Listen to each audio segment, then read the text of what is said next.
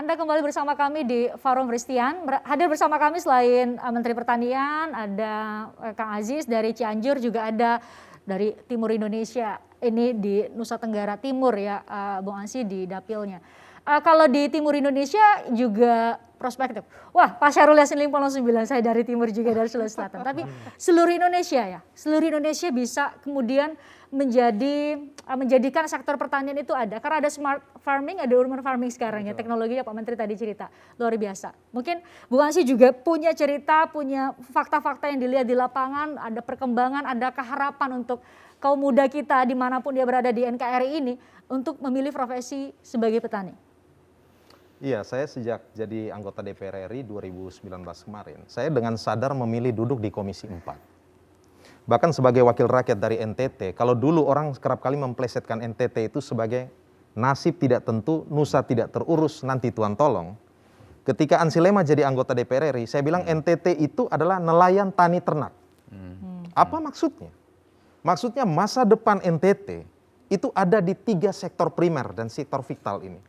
Nelayan itu maksudnya perikanan dan kelautan, karena NTT itu adalah provinsi kepulauan dan punya wilayah laut yang lebih luas daripada daratannya. Yang kedua juga NTT itu juga sebenarnya punya potensi pertanian terutama di lahan kering dan juga potensi peternakan. Nah, kalau sektor-sektor ini betul-betul mendapatkan perhatian serius dari negara, dari pemerintah, saya yakin angka kemiskinan NTT yang masih berada di angka 2 digit itu perlahan namun pasti akan bisa dikurangi atau dientaskan. Mengapa? Kalau kita buka data BPS, mohon maaf, angka kemiskinan itu umumnya ada di masyarakat pedesaan. Dan umumnya ketika kita tanya, apa profesi mereka? Profesi mereka umumnya adalah sebagai nelayan di pesisir, petani dan juga peternak.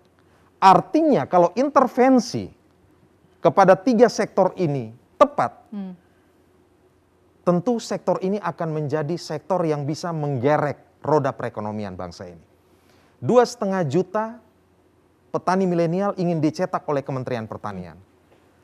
Saya kira ini adalah target kuantitas, bahwa ada proporsionalitas perbandingan antara usia produktif dengan para petani kita yang sudah sepuh. Tetapi kalau kita bicara soal petani yang profesional, petani yang berdaya saing, petani yang smart, kata kuncinya itu adalah pada edukasi. Kata kuncinya itu adalah peningkatan sumber daya manusia pertanian. Maka pendidikan vokasi pertanian itu sangat penting. Saudara saya ini Kang Aziz, ini adalah alumnus sekolah Politeknik Pertanian, sekolah vokasi pertanian. Jadi memang dasarnya itu harus dimulai dari mindset. Ya, dimulai dari mindset. Dan itu harus negara yang melakukan itu. Karena masyarakat tidak memiliki kemampuan apa-apa. Lalu apa yang harus dilakukan oleh negara? Yang pertama, menyiapkan pendidikan vokasi yang baik. Yang kedua, petani ini butuh akses terhadap permodalan. Ya. Jangan dipersulit. Harus ada privilege. Aksesnya dipermudah. Petani ini juga harus punya akses kepada alat mesin pertanian modern. Sederhana.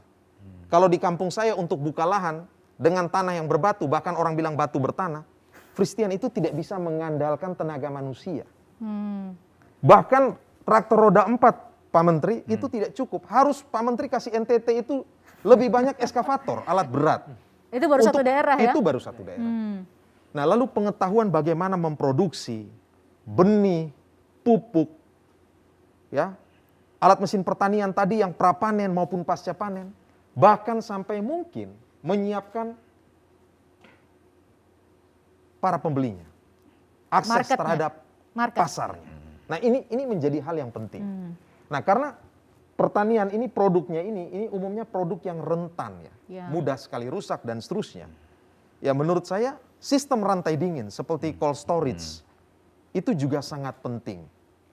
Dan menurut saya, kalau kita mau serius betul, memang masa depan Republik ini ada pada pertanian, dan masa depan pertanian itu ada pada anak muda, pada milenial, generasi Y dan Z itu. Dan dengan demikian, kalau saya cerewet di Komisi 4, sebenarnya ini visi dasarnya Pak Menteri. Kan begitu. Karena Bung Karno itu kan bicara bahwa ya kita perlu melihat pertanian ini sebagai masa depan kita, hidup dan mati kita. itu tergantung pada kedaulatan pangan, kemandirian pangan, dan pertanian.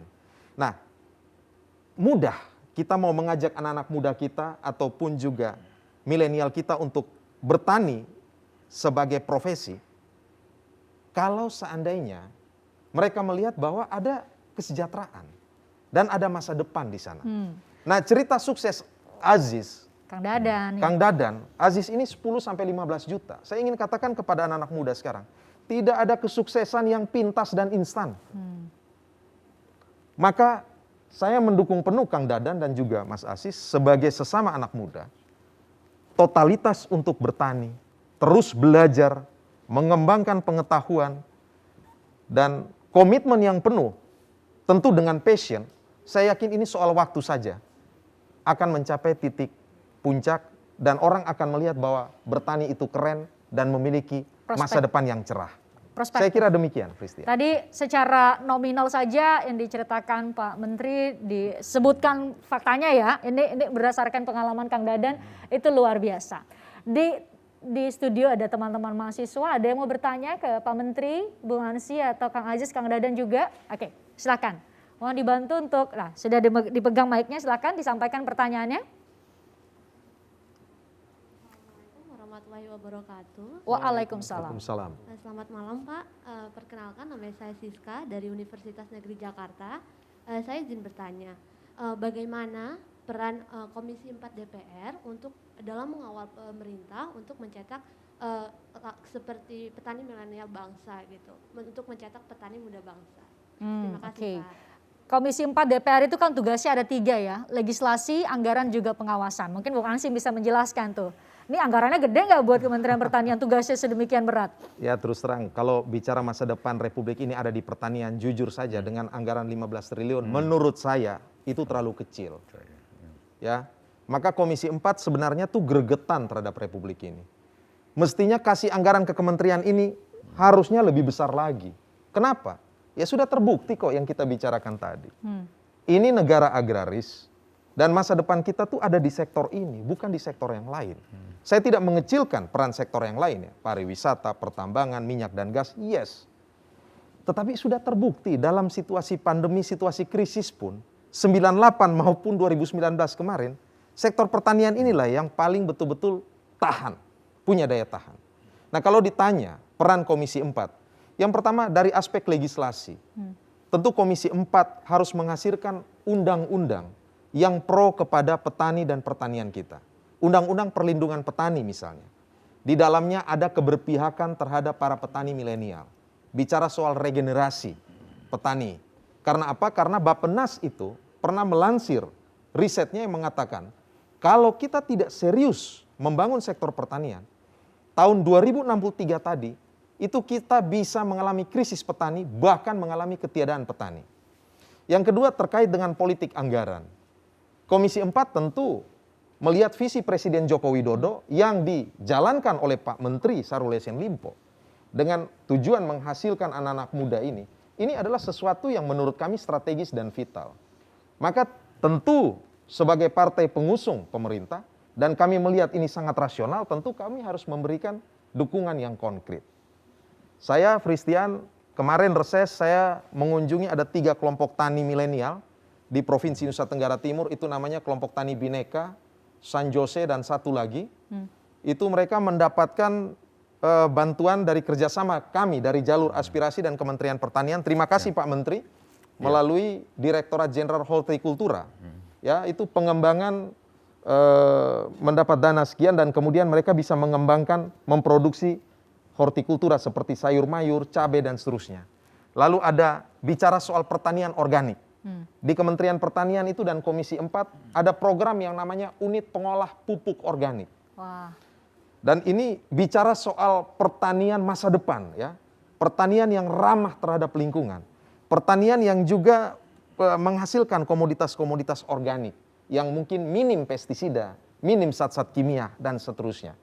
Nah, saya kira kalau ditanyakan komitmen dari Komisi 4, kami terus terang dengan Pak Menteri ini menjadi mitra kerja yang kritis tetapi konstruktif. Ya. Kami memberikan dorongan dan juga kami melihat bahwa masa depan Republik ini tentu ada di sumber daya pertaniannya. Penyuluh juga menjadi kata kunci. Kenapa? Penyuluh ini ibarat guru.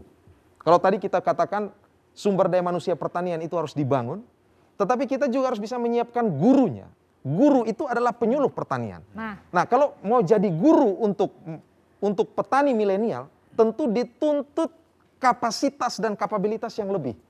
Yang paling sederhana misalnya melek teknologi lah, kira-kira seperti itu. Digital ya. Digitalisasi itu dalam sektor pertanian sudah tidak bisa ditawar-tawar. Bu Hansi, saya nanti minta Pak Menteri untuk menjelaskan seberapa digital sih ekosistem yang sudah dibangun oleh Kementerian Pertanian dengan stakeholder yang lain, dari mulai tadi pembibitan, kemudian penanaman. Saya mungkin bisa salah istilahnya. Tadi pembibitan, penanaman, tadi Pak Menteri bilang mereka menggunakan berbagai teknologi, sampai ke supply chain-nya, sampai ke market, sampai ke kami-kami yang menikmatinya. Pak Menteri nanti saya minta untuk cerita. Tapi kita harus usai jeda di Forum Prestia.